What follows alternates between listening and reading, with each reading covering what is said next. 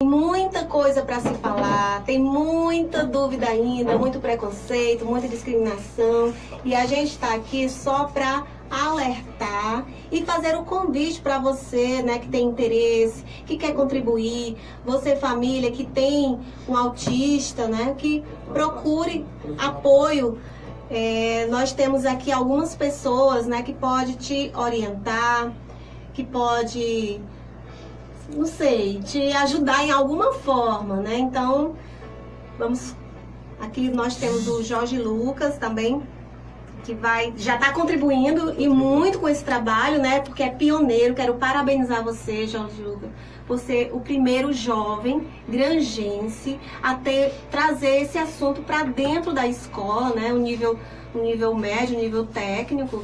Ele que está se formando, ou que concluiu agora, né, o técnico em enfermagem, e futuramente, se Deus quiser, você vai ser um doutor, um médico, que vai, né, ser o mais humano também e vai ter esse olhar melhor, né, por conta do autismo. Então, desejar um bom dia para você. Então, bom dia. Eu vou aqui só fazer aqui intermediar entre o Jorge Lucas e a Lidmar, porque são as pessoas ligadas ao tema. E para iniciar nossa entrevista, quero agradecer a todos que estão acompanhando aí pela internet, pelo Facebook. Chame a galera para curtir, compartilhar. Chame, porque o assunto é importantíssimo. E esse assunto eu fico feliz em ter aqui ao meu lado um jovem para discutir assuntos que é tabu na sociedade. É tabu na sociedade. Então, para iniciar nossa entrevista, quero que o meu colega aqui, Jorge Lucas, se apresente, diga quem ele é, da onde que é, o que faz, o que gosta de fazer e o que pretende fazer agora no próximo ano. Fique à vontade aqui. Bom dia, é com prazer que eu falo aqui na rádio. Eu me chamo Jorge, como o Lidmar falou. Bom, eu apresento que o meu movimento é um projeto, mas eu gosto mais de caracterizar como movimento porque não abrange só a informação, abrange também a pesquisa na cidade sobre o autismo. Bom, eu finalizei o curso em técnico em enfermagem e foi através desse curso, através desse período, que eu consegui pensar como atingir a população, como passar uma informação que também era minha dúvida sobre a doença mental, sobre o autismo. É com prazer que eu estou aqui nessa manhã para passar as informações. Jorge, você iniciou essa preocupação e essa pesquisa dentro da escola, ainda ensino médio, né? Isso é importante, curso técnico. Agora eu quero fazer, você falou aqui na questão do movimento, né? Dentro da sua pesquisa, qual é a sua preocupação em relação ao autismo? E as pessoas também querem saber, as pessoas, né, comuns e até as que têm casos de autismo em casa, o que é o autismo, assim, na sua avaliação, na sua experiência já nesse seu projeto, no seu movimento? Antecipando aqui, falando sobre o movimento, ele se chama Lapidando o Diamante Autismo. Você também pode encontrar na internet, no Facebook, na página, repetindo, Lapidando o Diamante Autismo. E sobre a doença, assim como era uma dúvida minha, eu achei muito necessário passar essas informações. Existem várias síndromes, mas uma que era bastante, que me martelava, assim, entre aspas, na minha cabeça, era sobre o autismo. E o que é realmente o autismo? O autismo não é uma doença? Não, não é uma doença. E foi através dessa frase que eu consegui tirar meus objetivos. Que o autismo não é uma doença, é uma síndrome. E através dessa síndrome, o ser humano ele é capaz de ter desvios qualitativos. O que são esses desvios qualitativos? Ele não consegue adquirir certas atitudes que pra gente é normal, como atitudes, como na comunicação, ele tem dificuldade de se comunicar, na sociabilização, no convívio, no meio social, e na interação, sabendo que nessa interação ele é incapaz de imaginar algumas coisas que a gente precisa fazer, ele não consegue. Ele consegue ter um foco só nos objetivos dele. É por isso que a gente tem que apresentar o nosso mundo e explorar também o universo dele. A gente tem que conhecer o mundo dele e apresentar o nosso. E assim a gente rompe com as barreiras de preconceito que está surgindo muito. E assim a gente deixa as coisas mais fáceis para os profissionais. E assim, quando a gente fala que não é uma doença, né, é porque não tem cura. Quando se tem uma doença, é porque você trabalha em cima de uma cura, né? E o autismo não, ele não tem cura porque ele não é contagioso, Você não pega autismo. Você não tem cura, tem um tratamento, né? E como é que eu faço esse tratamento? Então, nós temos uma equipe, não é feito por uma pessoa apenas, tem que ter uma equipe, essa equipe multidisciplinar, que vai envolver vários profissionais e muito principalmente o apoio da família, que é primordial, que é a pessoa que convive 24 horas, né, com esse indivíduo. E o autismo é um jeito de ser, é um jeito diferente de pensar, de agir, né? Então, não existe exames que comprovem apenas o olhar clínico, né? Então, comportamental. Só você que convive com o autismo, com uma pessoa que tem autismo, que sabe, né, as nuances do espectro. Porque, de acordo com o DSM-5, né, que é o Manual dos Transtornos Mentais, vai dizer que o autismo ele se classifica em 3 níveis: o leve, o moderado e o severo. E por mais que tenha 2 autistas do mesmo nível, quer seja, por exemplo, né, um autismo leve, eles nunca vão ter o mesmo comportamento. Porque, como de acordo, né, que é um espectro, então é muito peculiar. Cada um vai ser único, não existe 2 autistas iguais. Né? Então, às vezes, muitos profissionais caem em armadilha, como médicos, pediatras, fonos, né, que eu já vi muito isso. Ele não é autista porque ele não faz isso, eu tenho um irmão que é, né? Então, você está comparando com o seu irmão, você está comparando com uma pessoa.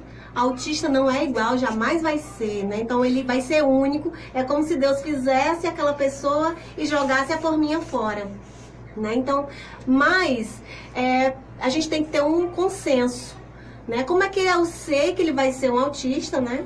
Como é que eu sei o comportamento do autista? Então, em algum momento, ele vai ter que ter ali o parâmetro para mim, né? Sinal de autista.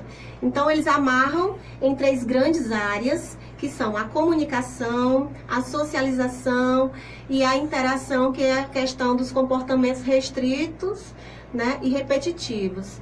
Então, essas grandes áreas, mas existem outros sinais. Então, vai vir a ecolalia, né? Às vezes, sensibilidade sensorial, gustativa, vai no sono. Então, você que é um profissional, você tem que estudar muito. E as perguntas bem incisivas, né? Você tem que ir logo, né? Pergunta logo sobre sono, sobre fome e sobre o comportamento social, né? Dentro da escola, na família e em outros locais.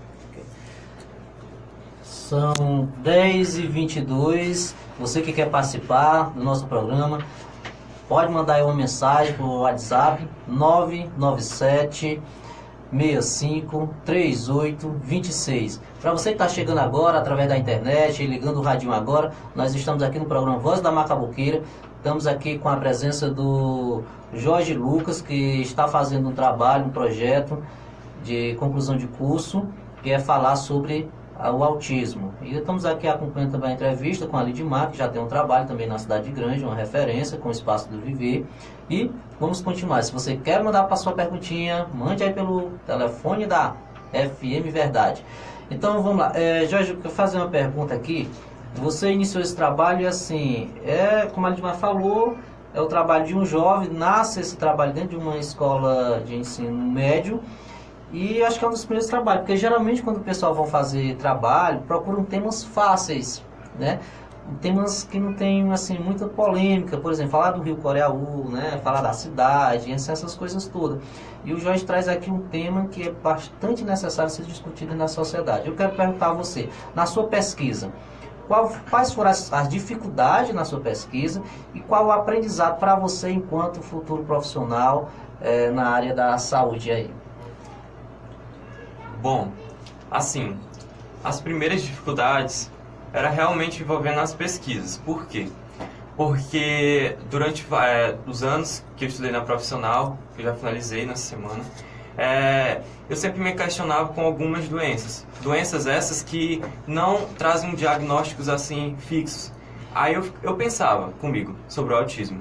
Para que eu vou pesquisar sobre essa doença se eu não consigo ter um diagnóstico fixo? É um quebra-cabeça, e para eu estudar isso, vai acabar atrapalhando outros estudos. Mas não.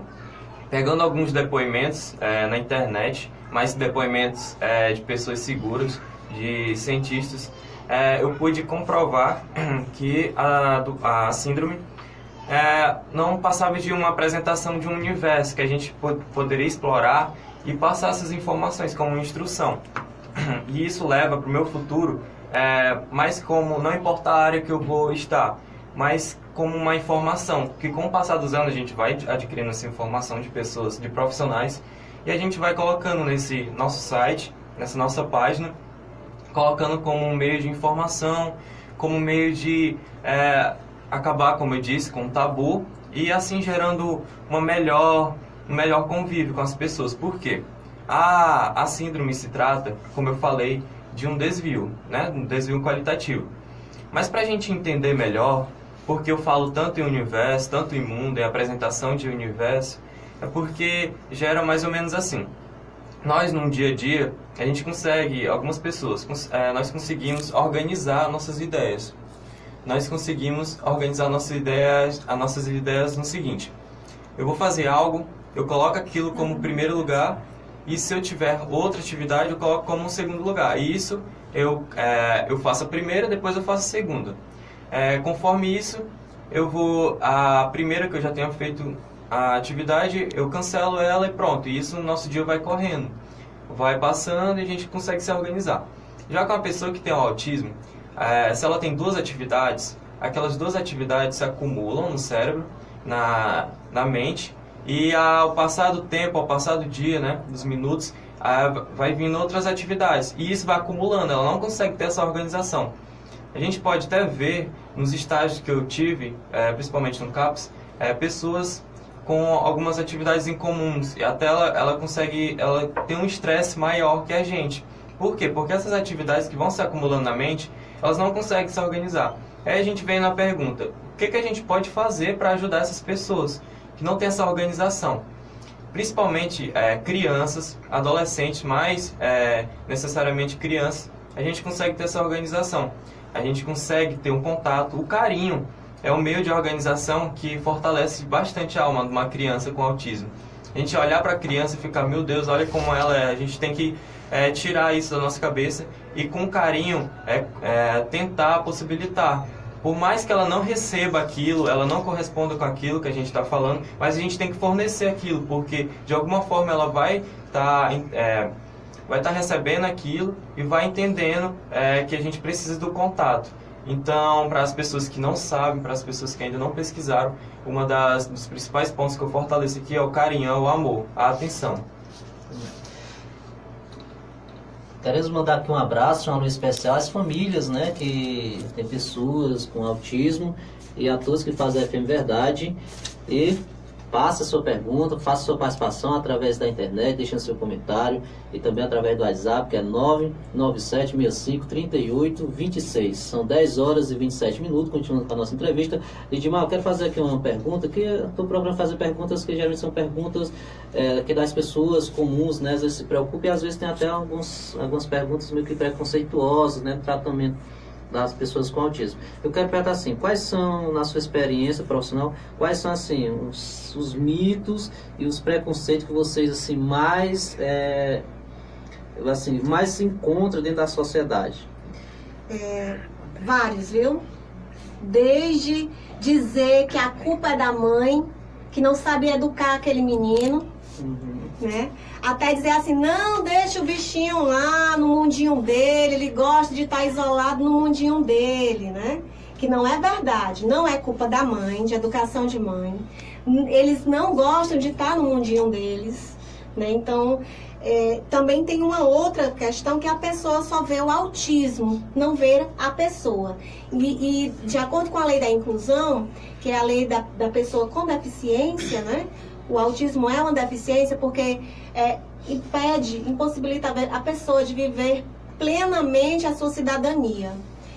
E vai dizer que o problema não é a pessoa, somos nós. Nós é que devemos nos adaptar à pessoa, e não a pessoa se adaptar à nossa sociedade. Então, quando a gente vê dessa forma, quando a gente vê que a gente pode fazer algo para ajudar a pessoa, né? Porque a deficiência autística é complicada, porque assim, você não... Uma pessoa cega, surda, né, deficiente físico, você vê de longe, você solicita, né, se prestar ajuda e tal. Mas um autista, que é neuro, né, nos neurônios, você não tá vendo. A pessoa pode ser perfeita por fora, linda, maravilhosa, e, no entanto, ter os seus neurônios ali meio atrapalhados, né? Não entender o que você está falando, não entender certas expressões faciais, e aí você vai gerar preconceito. Essa pessoa é doida, não está entendendo o que é que eu estou dizendo, não, né?